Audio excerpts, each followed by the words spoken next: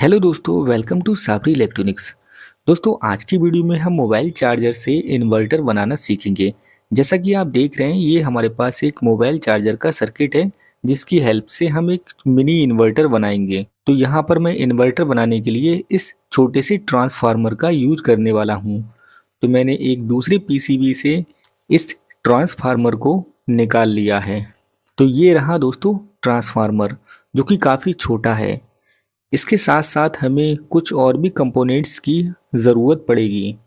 तो यहाँ पर हमें चाहिए एक ट्रांजिस्टर। तो यहाँ पर मैं BD 140 ट्रांजिस्टर का यूज करूँगा।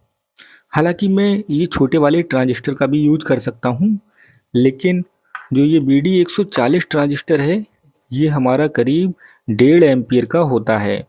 तो ज़्यादा पावर कम हीट हो, इसके लिए मैं BD 140 ट्रांजिस्टर का ही यूज करूँगा। इसके साथ साथ हमें चाहिए एक रेजिस्टेंस। तो यहाँ पर मैं 1K की एक रेजिस्टेंस यूज कर लेता हूँ। यहाँ पर 2K की भी रेजिस्टेंस यूज कर सकते हैं। और एक चाहिए लिथियम आयन बैटरी। तो यहाँ पर मैं 3.7 वोल्ट की बैटरी का यूज करूँगा।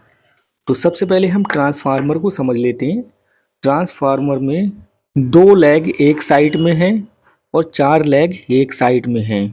तो यहाँ पर दोस्तों ये हमारी 5 वोल्ट DC की वाइंडिंग पड़ी हुई है, क्योंकि ये 5 वोल्ट आउटपुट में देता है जिससे हमारा मोबाइल चार्ज होता है। और यहाँ पर ये ऑक्सिलरी वाइंडिंग है और ये हमारी सेकेंडरी हो जाती है। अब मैं ट्रांजिस्टर के बारे में आपको थोड़ा बता दूं। ये BD 140 ट्रांजिस्टर है। इसकी 3 लेग हैं। पहली एमीटर, दूसरी कलेक्टर और तीसरी बेस है। और ये PNP ट्रांजिस्टर है। अब आप कहेंगे ये सब आप हमें क्यों बता रहे हैं? क्योंकि मैं एक नया ट्रांजिस्टर यूज कर रहा हूँ।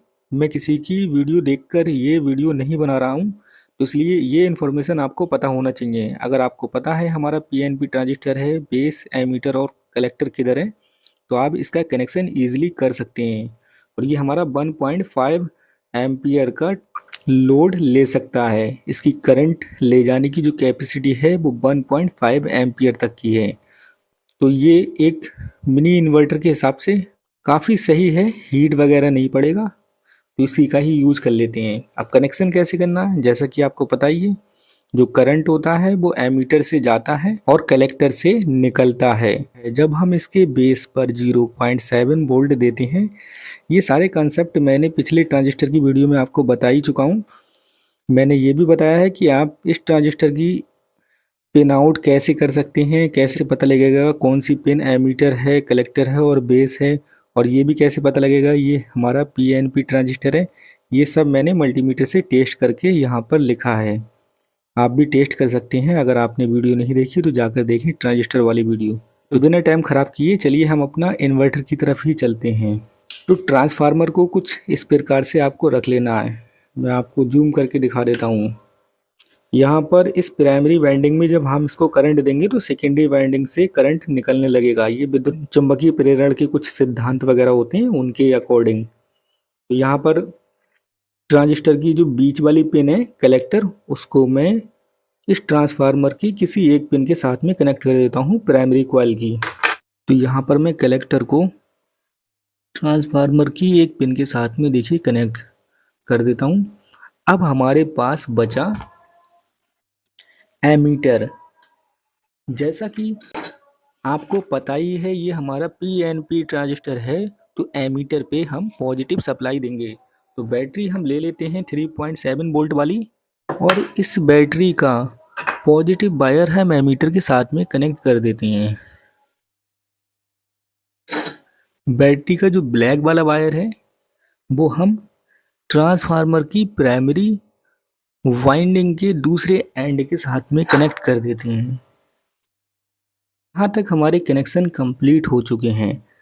अब हमें इसका जो बेस है, बेस को ट्रिगर कराना है। तो ट्रिगर कराने के लिए एक हम 1 किलो ओम की रेजिस्टेंस ले लेते हैं और इस रेजिस्टेंस को बैटरी के नेगेटिव एंड से कनेक्ट करके ऑक्सिलरी वाइंडिंग के किसी एक टर्मिनल के साथ में कनेक्ट कर देते हैं।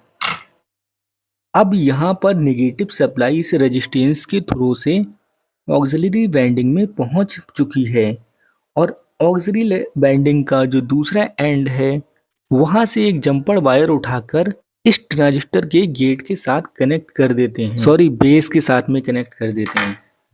तो यहाँ पर डायरेक्ट हम ऐसे ही कनेक्ट कर दे रहे हैं, हमें जम्पर वगैरह नहीं लगाना है। इसके भी कनेक्शन कर लिए हैं। जो BD 140 का बेस टर्मिनल है मैंने उसको ऑक्सिलरी वाइंडिंग के दूसरे एंड के साथ में कनेक्ट कर लिया है। अब इससे क्या होगा होगा ये कि यहाँ से नेगेटिव सप्लाई इस रेजिस्टेंस के अंदर होते हुए, इस कॉइल के अंदर होते हुए यहाँ से निकलकर यहाँ पहुँचेगी। तो इस रेजिस्टेंस से जो नेगेटिव वोल्ट है वो तो हमारा 0.7 वोल्ट हो जाएगा और इसके गेट को एक बार ट्रिगर कर देगी। जब ये ट्रांजिस्टर एक बार ट्रिगर होगा तो यहाँ से पॉजिटिव सप्लाई इसके दूसरे एंड पर पहुँच जाएगी, यानी कि एमीटर टू कलेक्टर पहुँच जाएगी और ये एक बार हमारा स्विच कर जाएगा। स्विच होते ही जो दो टर्मिनल हैं उसमें भी हमारा करंट आउटपुट होगा, यानी कि वोल्टेज जनरेट हो जाएगा और इस ऑक्सिलरी वाइंडिंग में भी वोल्टेज जनरेट हो जाएगा। लेकिन जब इसमें वोल्टेज जनरेट होगा उस दौरान एक हल्का सा विक्षेप होगा, जो हम वोल्टेज दे रहे हैं उसके अपोजिट वोल्टेज जनरेट होगा। तो जैसे ही वो एक विक्षेप उत्पन्न होगा उस विक्षेप के कारण ये ट्रांजिस्टर हमारा तुरंत स्विच ऑफ हो जाएगा, यानी कि स्विच कर जाएगा और उसी दौरान यहाँ से फिर से दोबारा एक सिग्नल जाएगा, यानी कि करंट जो जाएगा वो फिर ऑक्सिलरी वाइंडिंग से होके फिर से जाएगा, फिर इस ट्रांजिस्टर को ऑन करा देगा और जैसे ही ट्रांजिस्टर ऑन होगा फिर हमारा जो ऑक्सिलरी वाइंडिंग में वोल्टेज जनरेट होगा उस वोल्टेज के कारण फिर हमारा ट्रांजिस्टर स्विच ऑफ हो जाएगा। तो इस तरह से हमारा ट्रांजिस्टर 1 सेकेंड में करीब 1 लाख बार बंद होगा और खुलेगा 1 सेकेंड में। समझ रहे हैं, बहुत हाई फ्रिक्वेंसी यहाँ पर जनरेट हो जाएगी और ये वाली जो सेकेंडरी वाइंडिंग है ट्रांसफार्मर की इसमें से हमारा करंट निकलने लगेगा। तो चलिए हम इसको भी टेस्ट करके देखते हैं। अभी कनेक्शन हमारे बिल्कुल कंप्लीट है और ये हमारा इस समय वर्क कर रहा है, क्योंकि हमने इसमें स्विच नहीं लगाया, वर्किंग कंडीशन में है। अब हमें इसमें लगाना है सिर्फ एक LED बल्ब और देखते हैं वो किस तरह से काम करता है। तो यहाँ दोस्तों मैं एक BPL का LED बल्ब ले लेता हूँ और यहाँ पे मैंने एक ले लिया है होल्डर। तो सबसे पहले हम क्या करेंगे, इस होल्डर को ट्रांसफार्मर की जो आउटपुट सप्लाई है, यानी कि जो सेकेंडरी वाली वाइंडिंग है उसके साथ में हम कनेक्ट कर देते हैं।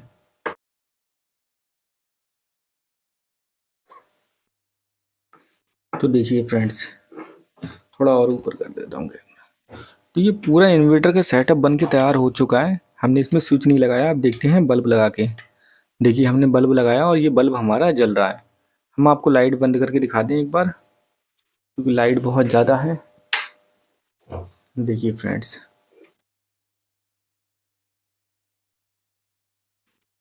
देखिए फ्रेंड्स, और रोशनी भी ठीक ठाक ही कर रहा है। ज़्यादा तो फिलहाल नहीं हो रही है लेकिन हो रही है, काम कर रहा है, यानी कि ये इन्वर्टर जो है वो काम कर रहा है। और लाइट देखो सारी बंद अगर कर दूँ मैं, तो देखिए, अब देखिए फ्रेंड्स, अब मैंने लाइट सारी बंद कर दी हैं तो ये देखिए काम कर रहा है। मैं लाइट ऑन कर देता हूँ।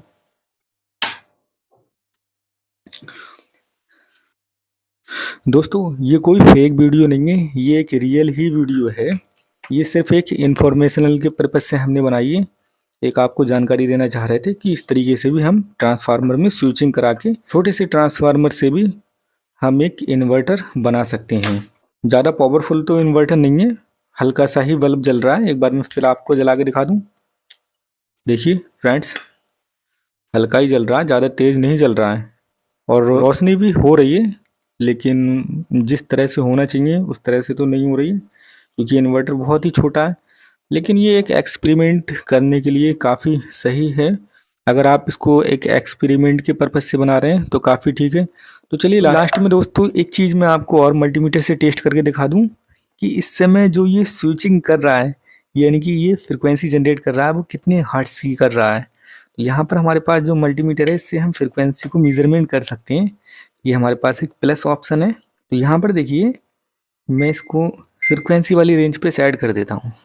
तो यहाँ पर तो 49 की फ्रिक्वेंसी इसलिए दिखा रहा है क्योंकि यहाँ पर सारे तरफ वायर ही वायर फैले हुए हैं, लेकिन एक्चुअल जो रियल फ्रिक्वेंसी है वो इसके आउटपुट के जो वायर हैं, हमारे इन्वर्टर के आउटपुट के वायर हैं, वहीं पे ही टेस्ट हो पाएगी। तो यहाँ देखिए फ्रेंड्स, 91 किलो हर्ट्स की फ्रिक्वेंसी। वाह, कितनी खतरनाक फ्रिक्वेंसी जनरेट हो रही है। यानी कि 1 सेकंड में लगभग 91,000 बार ये स्विच कर रहा है। 91 बार, तो इस हिसाब से इसमें फ्रिक्वेंसी जनरेट हो रही है और हल्का हल्का ये ट्रांजिस्टर जो है वो हीट भी पड़ रहा है। तो इस प्रकार से हमारा मिनी इन्वर्टर काम करता है।